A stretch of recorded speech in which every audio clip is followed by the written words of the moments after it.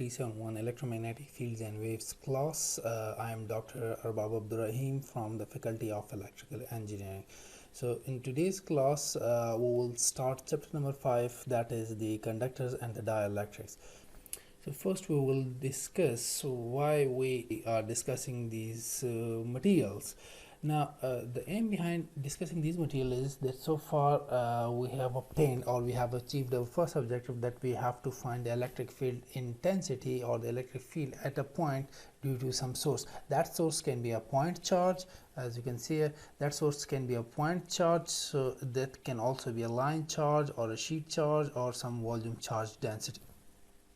So we have to find the electric field intensity at a point due to these sources, and what we have considered in all these cases is that we assume that the interface or the medium between the point of interest where you want to find the electric field intensity due to the source is free space. So it means the medium between the point of interest and the source is filled with free space, that is the permittivity of free space epsilon naught.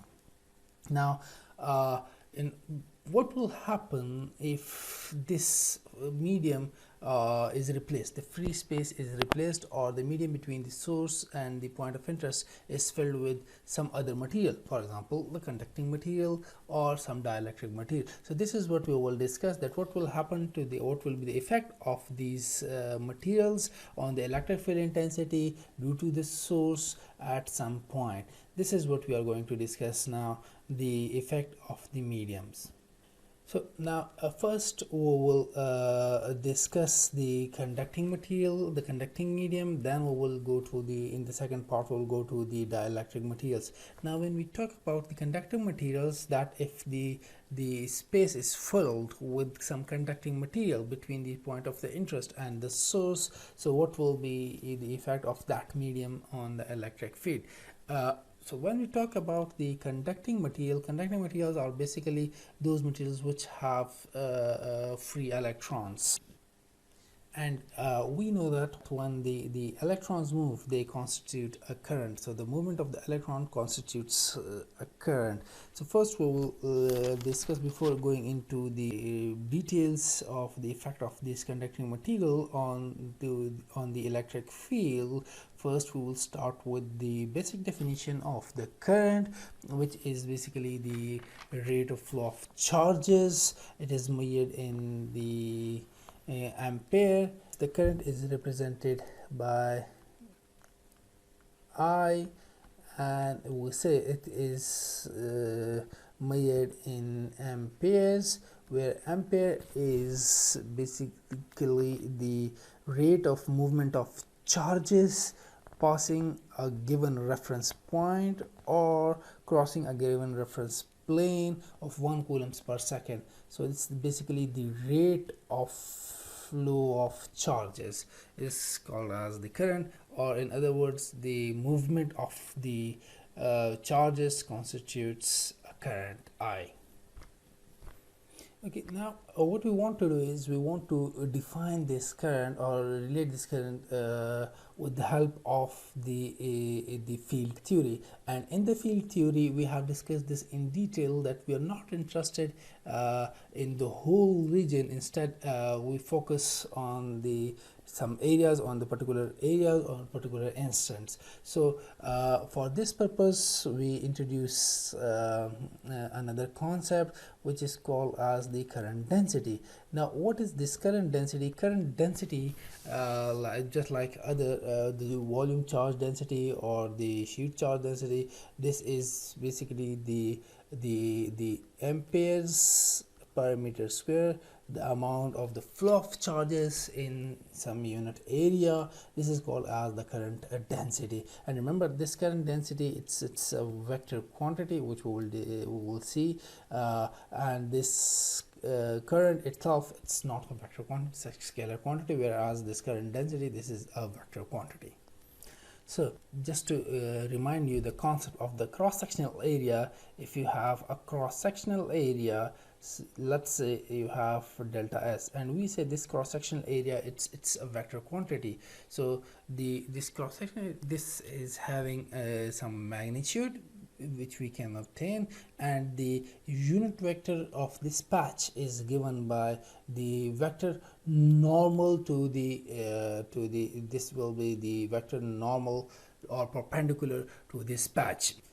So if we want to find the incremental current, the differential current passing through this patch, so what you have to do is you have to take the dot product of the current density and this patch. So this will be the amount of current passing through or crossing this cross-sectional patch. This is how we will find the current.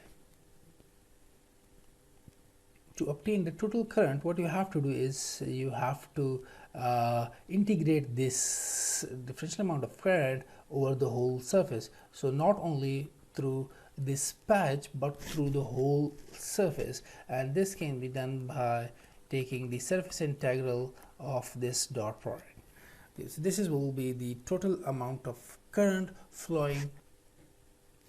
Now there is a deeper concept of the flux density, the current density, that we can relate this current density to the flow of the volume charge density. Now, how we can relate this current density to the velocity or of the volume charges, or the velocity of the charges? So for this purpose we will we'll take a differential amount of charge delta Q.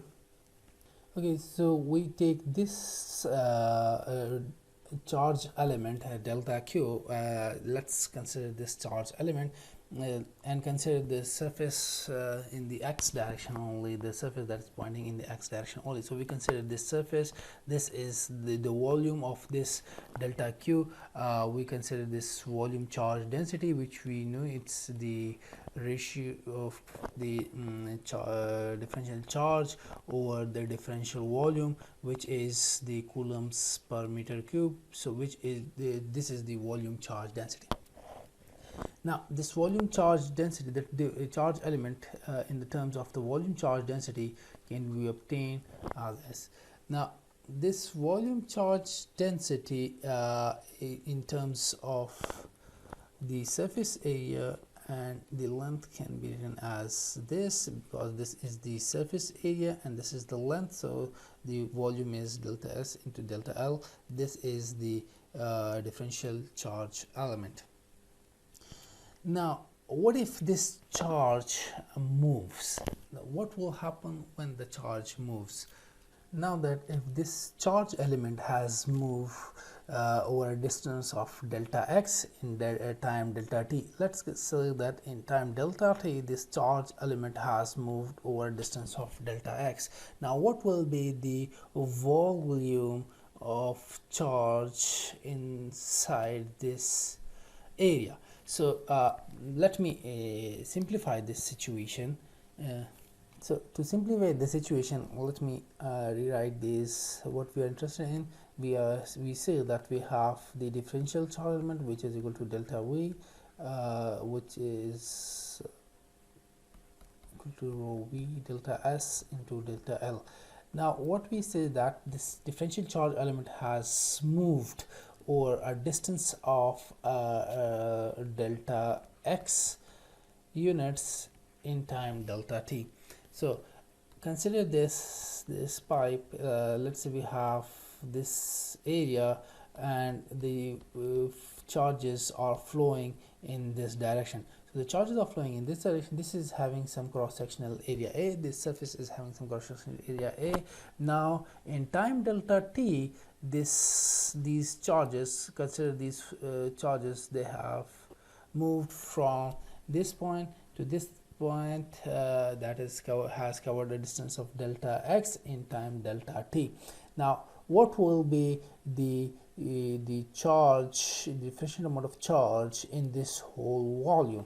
So we can write this as the rho v into this surface area. Let's consider that the surface area is delta S, and we have the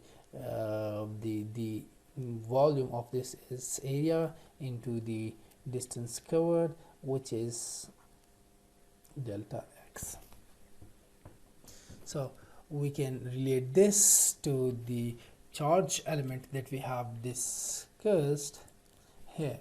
So this is the charge element which has moved over a distance of delta x in time delta t, and we are interested in the volume of the charges. So this is the surface area, and this is the length or the distance that it has covered.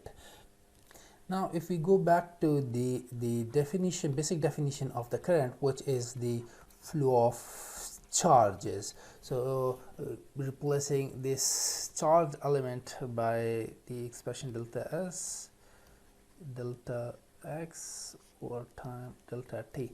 Now you see we have an important relation here, that delta x over delta, if I rearrange this, what I will obtain is rho v delta s delta x over delta t. Now what is this delta x over delta t? This is basically the relation between the distance and time. So the relation between distance and time is given by the velocity. As we have said that the charge is moving only in the x direction, so this is the velocity in the x direction. This charge element has covered distance only in the x direction. We're only considering the x direction, so that's why we say that this is the x component of the velocity. Now what is this velocity vx? This is basically the movement of charges, the movement of the charges, the flow of charges in the x direction, covering distance x in time delta t, and we call this as this velocity as the drift velocity. That this velocity the electrons are drifting. So coming back to this expression, what we have the current, which is now a function of the velocity also. This is now the function of the velocity.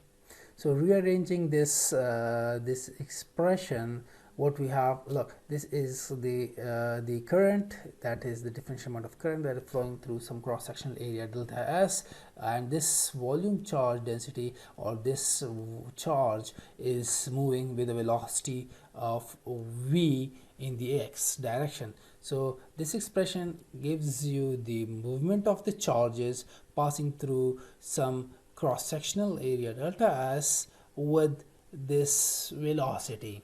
Now if I rearrange this, what we have delta I over delta s, this is equal to the rho v into the vx, and now what is this delta I over delta s? This is basically the ampere per meter square, or we call this as the current density. So the current density in the x direction will be this is, so we have related the current density with the movement. This is the movement of the charges. This rho v gives you the amount of charge per unit cube. So this is the charge flowing with the velocity v, which is basically the current density, and this also proves our point that the charges in motion constitutes a current, which we call here is as the or we can generalize this as this was only in the x direction. We can generalize this in the as the velocity is a vector quantity. Velocity is a vector quantity. So what we have a current density which is a vector quantity. It will have components in the x, y and z direction. If you talk about the rectangular coordinate system, it may have the rho, phi and z components. If this v is represented in the cylindrical coordinate system, if this v is having the theta, phi and R components it means that the velocity is given in the spherical coordinate system, so this J will be represented in the spherical coordinate system. So this is why we say that this current is the current density is a vector quantity, because it is related to the velocity. So the current density is linearly proportional to the amount of charge as well as the flow of charges, that is the velocity. And this kind of current is called as the convection current density. Convection current density, this is what we have. Now to consolidate this concept and to clarify more this concept, let's solve an example on this, and I hope this will clarify the concept further.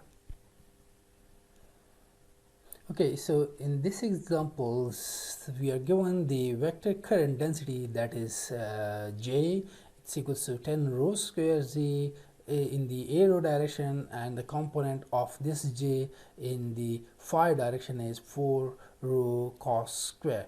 The unit is milliamperes per meter square, so this current density is given in the cylindrical coordinates here. Now what we are asked to do is we are asked to find the current density at this point P. Now the current density for this region is given, which is given by this expression. Now what you have to find is you have to find the current density at this particular point P, having the coordinates rho equals to 3, phi equals to 30 degrees, and z equals to 2. So what you have to do is, if we start solving this, what you have to do is you just have to plug in the values of P, which is equals to 3, phi equals to 30 degrees, and z equals to 2. You just have to plug in these values in the expression of the current density, which is J equals to the 10 rho square, rho here is 3, then you have Z, which is 2 in the arrow direction, minus 4 rho, which is again 3 in cos square, the phi, which is 30 degrees in the phi direction. The unit is still milliampere per meter square. So if you do the calculations, what you will obtain is 180 arrow minus 9 phi. So this will be the current density at point P. Now in the second part it says that you have to determine the total current flowing outward through the circular band. Now the patch is given.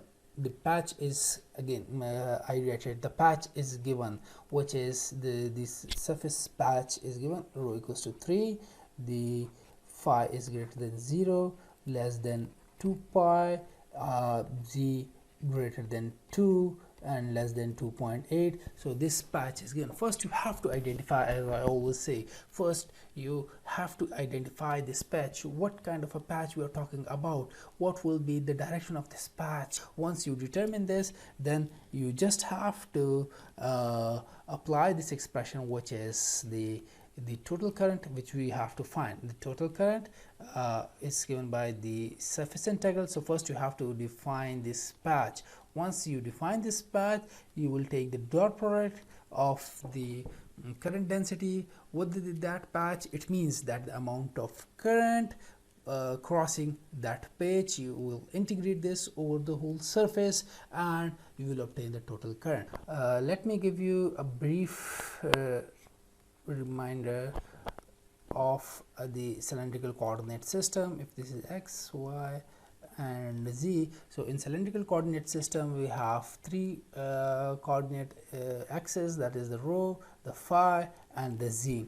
The rho is the distance, this is the direction in which the rho changes, the radius of the cylinder, the angle that this radius is making with respect to the x-axis, we termed it as the phi. So the rho changes in this direction. This is the direction of the change of rho. The rho can decrease, the rho can increase depending on the points. Similarly, the phi changes if we keep the rho constant and we change the phi. So if we call this as phi 1, then if the phi increases and the rho remains constant, what we will have is that it will change. So we have kept the rho constant and we have changed phi. Now this is your phi 2.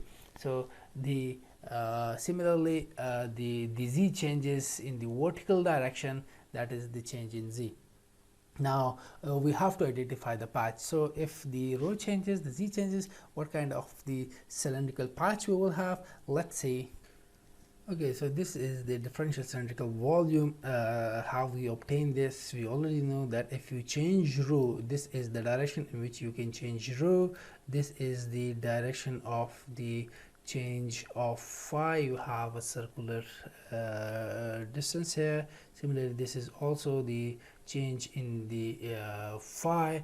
The change in z is in this direction, the z changes in this direction. Now what we have 6 faces here in the positive rho direction, the negative rho direction, the positive phi direction. Look, this is the positive phi direction.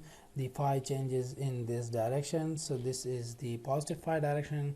Then so first you have to identify the surface, that what kind of a surface, what kind of a patch we are talking about, the cross-sectional patch. You see that we have rho equals to constant, so it means that we are talking about the surface in which rho is constant. So if we consider this as rho equals to constant point, so at this rho equals to constant, what we have, the phi changes from, let's say, from 0 to 2 pi, the z changes from 2 to 2.8. so at this constant phi at this constant rho, the phi is changing and the z is changing. So the surface that we are talking about is this surface. Its patch will have the unit vector that is perpendicular to this surface, so and this will point in the arrow direction, as we say that this is the constant rho surface or the constant rho plane. And so this plane will always be, it means that the phi is changing, the z is changing, to it has a component in the phi, it has a component in the z, and the perpendicular component to the phi and z is always the rho. So the direction of the unit vector of this patch will be in the arrow direction, and we are talking about this patch. So let's solve this integral now. What you have to do is, the rho is constant, the phi is changing, the z is changing, the surface is the phi z plane or rho equals to constant plane. So you have to integrate this in the phi and the z, because this is a phi z plane now. So you have to integrate this in the phi and you have to integrate this in the z, whose limits are given to us. So you just have to integrate this current, which is the 10 rho square z arrow minus 4 rho cos square phi in the a phi direction. Now you have to take the dot product of this ds. What is this patch we are talking about? This patch is having ds. This is having a surface area. How would you find the surface area of this patch? So the length into width, the length is, this is the change in z, the z is changing, as we say, this, the z is changing, so we have dz, and the phi is changing, so we have this length is the d phi, the change in phi. But as you know, the change in phi is curved. So how do you convert this? If this, the phi is very small, so we can take this curvature as a linear distance by doing what? Using the concept of S equals to the or theta. So if this theta is very small, multiplying this theta by the distance it covers, so the distance that it is covering is d phi. This is the distance that the radius is given by rho, and the change in angle is d phi. So this patch area becomes dz rho dz d phi. And if we talk about the, as we said, that this patch is a vector quantity, this cross-sectional area is a vector quantity. So what we do is, if we try to convert this into a vector quantity, so this is the the scalar part, the rho dz d phi, it's the scalar area. What will be the unit vector of this area, which we have discussed, is in the arrow direction. So now this is the area that we are talking about, or the ds that we are talking about. So what you have to include is, you have to include the rho dz d phi in the arrow direction. So that is, this is what we have. Now to conclude this, what you have to do is, you have to take phi in the limit of z. So you have to take the dot product of this quantity with this ds. So look, this patch is is first taking the rho component, which is the 10 rho square z rho dz d phi, the rho dz and d phi, arrow dot arrow, this will give you this component, and then the a phi dot arrow, as the a phi and arrow, they are perpendicular to each other, so the dot product of the arrow and a phi, this will be 0, as these two are perpendicular to each other. And according to the definition of the dot product, which is the magnitude of a into the magnitude of b into the cos of the angle between the two, and the angle between the two is 90 degrees, so the cos of 90 is 0. That's why it gives you the dot product as 0.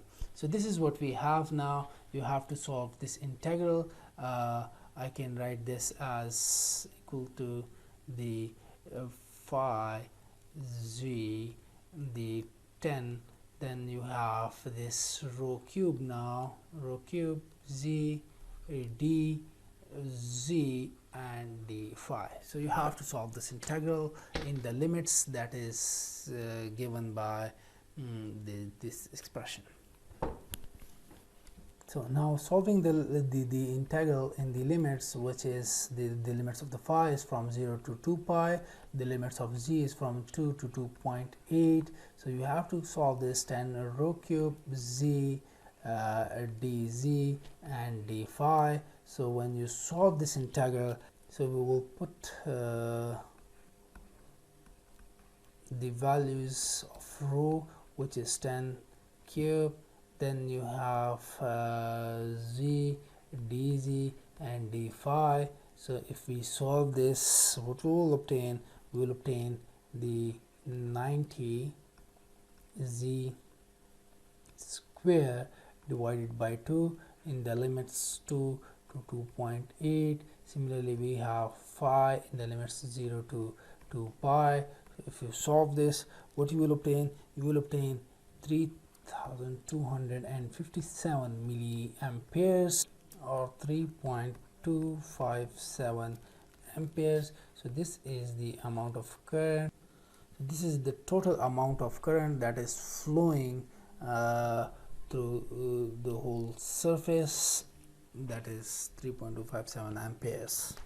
And this was what we are this is what we were asked to find, that is the total current that is flowing outward.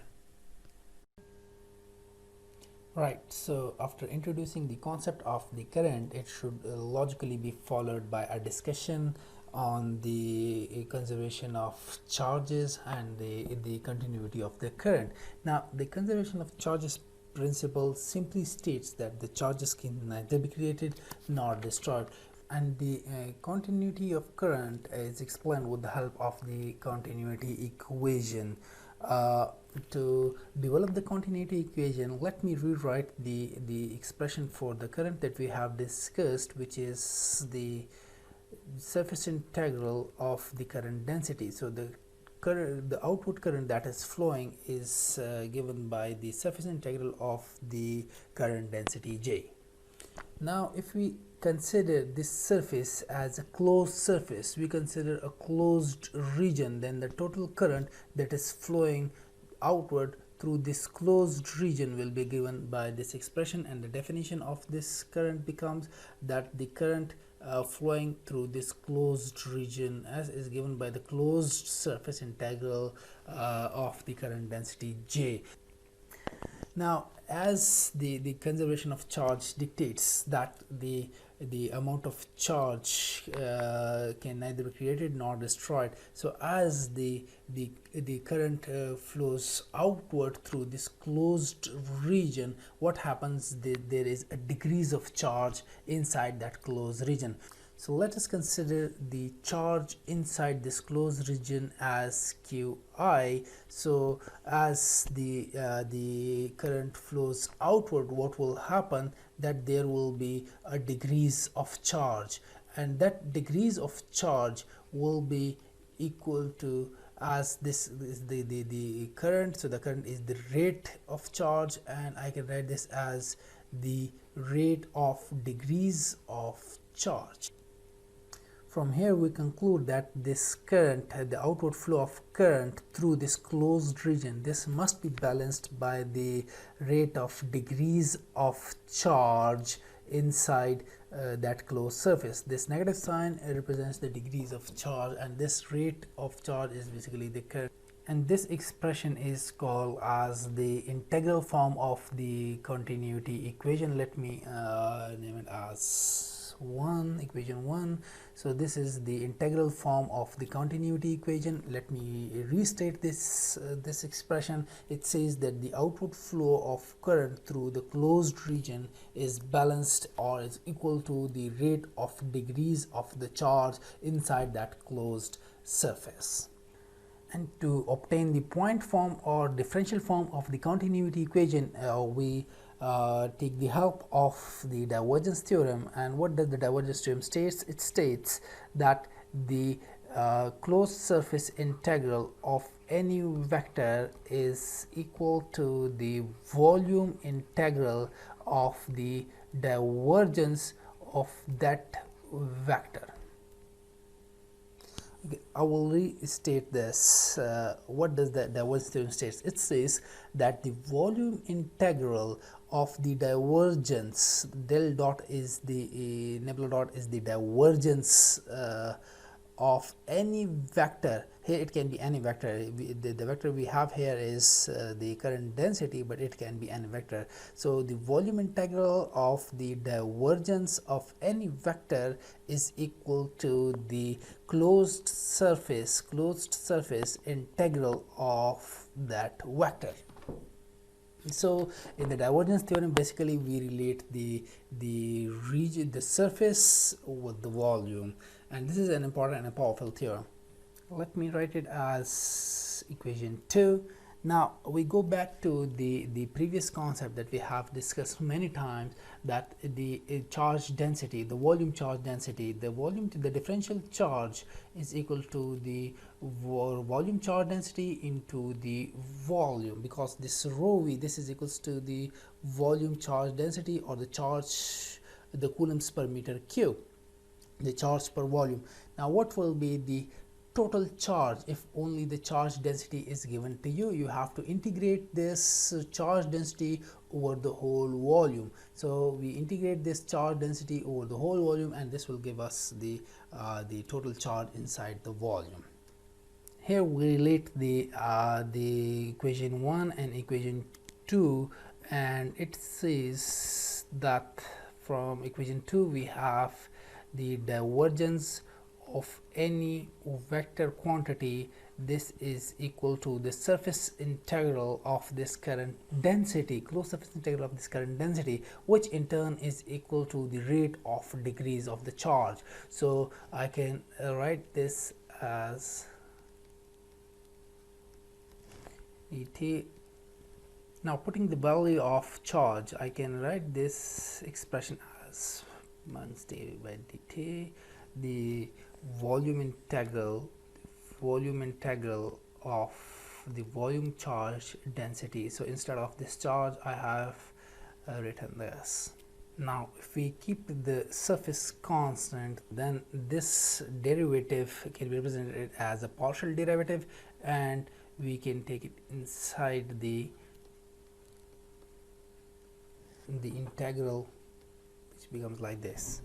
So at the end, what we obtain the divergence of a vector quantity. The divergence of the current density becomes equal to the partial rho v partial t, which is the rate of degrees of charge, and this is called as the point form or differential form of the continuity equation. This point form of the continuity equation can be explained using the physical interpretation of the divergence theorem, which we have done many times in the class. We have discussed the physical interpretation of this divergence, that what does this del dot means.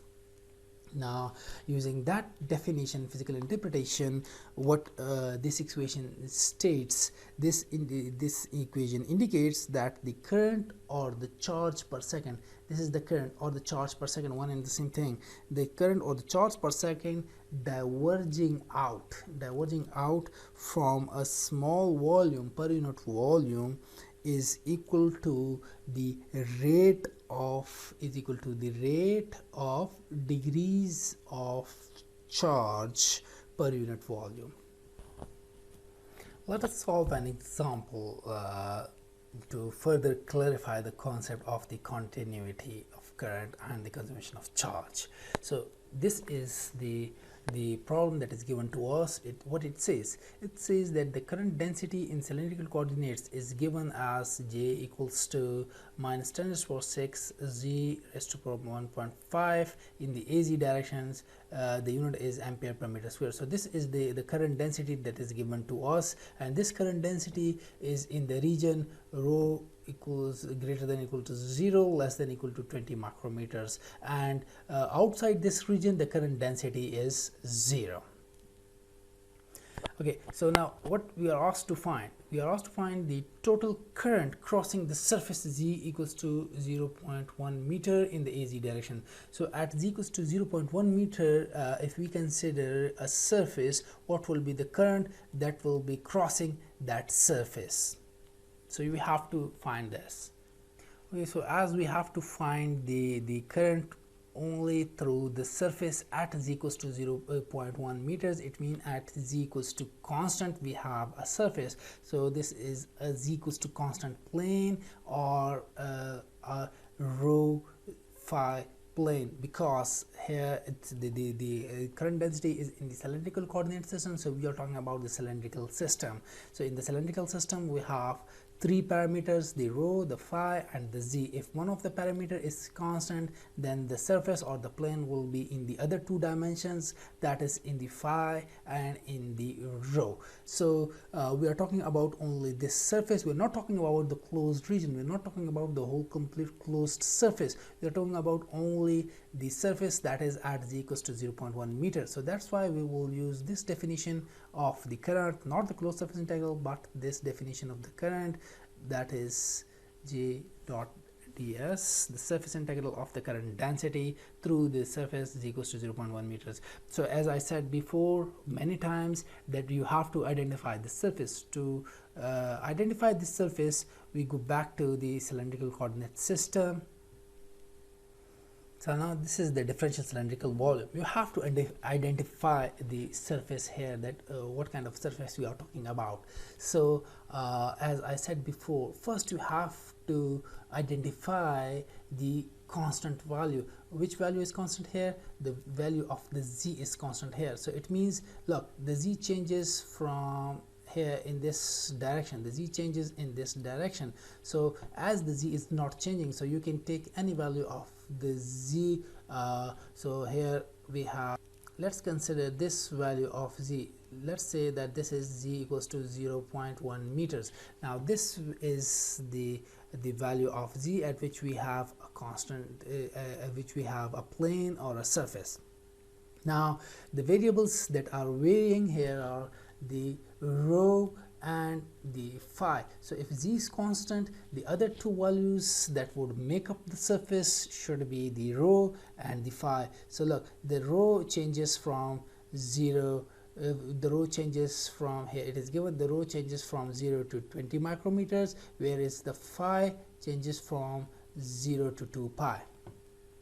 Okay, so this is the dimension, the ds. The dimension of the ds we can find as the change in rho, because this is the length, this length is the change in rho, so this is d rho, and this length is the change in phi, and the change in phi length is given by the rho d phi. So the surface here is, again, the expression, the dimensions of the surface are rho, d rho and d phi. What about the direction of this surface, or the unit vector that represents the direction of the surface? So again, as the surface is made up of the rho and the phi, so the z is not changing. It means that we are talking about this surface. If we are talking about this surface, this is in the z equals to constant plane, or z equals to constant, so the vector that is perpendicular to the rho and the phi. Look, this surface is constituted through two parameters, the rho and the phi. The z is not here, so what will be the direction, perpendicular direction of this plane? This will be in the az direction. So the dimensions of this surface are rho, d phi, and its unit vector is az, and this is the surface that we are talking about right now. Okay, so now we'll put the limits. What we have here, we have the surface, which is the limits of the rho, which extends from 0 to 20 micrometers. We have the limits of the phi, which extends from 0 to 2 pi. We have j, which is given as (6), z 1.5,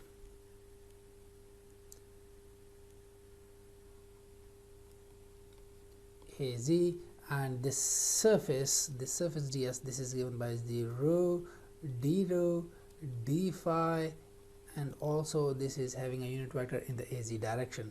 So if you take the dot product, what you will obtain 0 to 20 micrometer is the limit of rho, 0 to 2 pi phi, and then what we obtain is, we obtain (6), z 1.5, rho, d rho, and the 5 az dot az becomes 1, so we obtain this.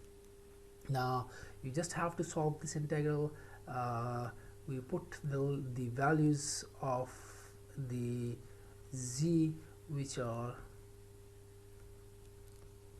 you put the value of the z, which is (6), z 0.1, and then you have 1 raised to power 1.5, rho, d rho, and d phi.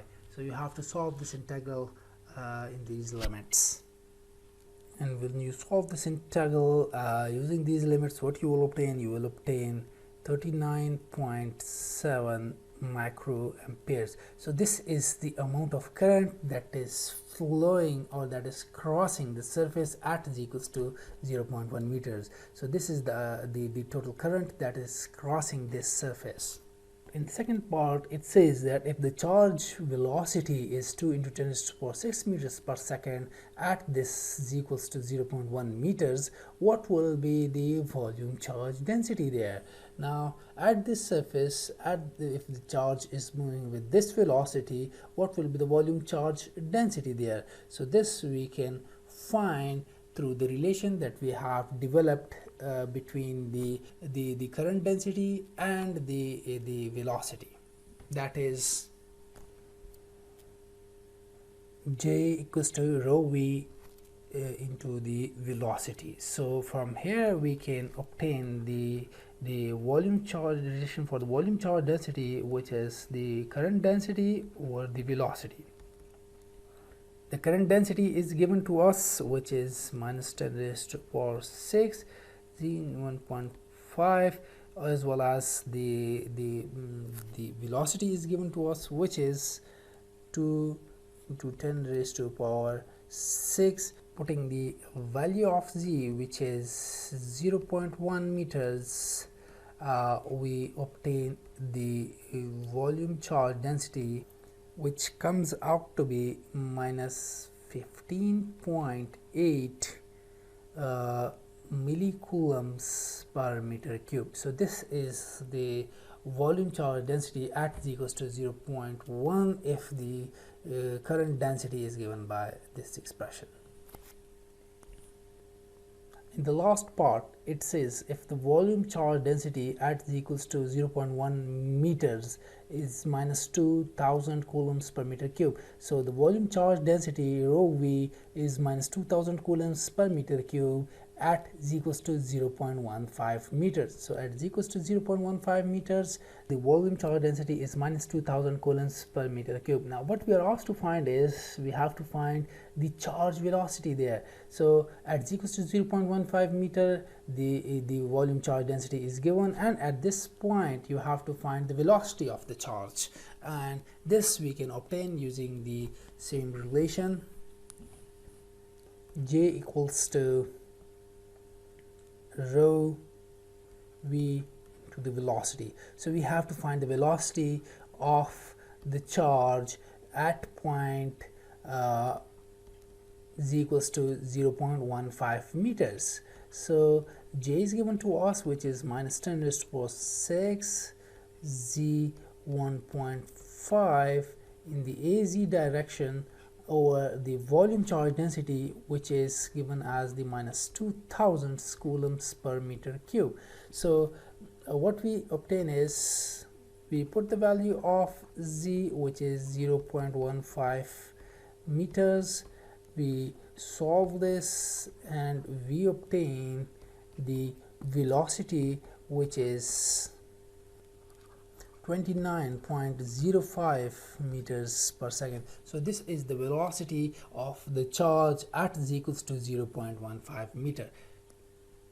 So I hope that you have now grabbed the basic concept of the current density and the continuity equation, which we will use in our future discussions regarding the electric field in the presence of the conducting material.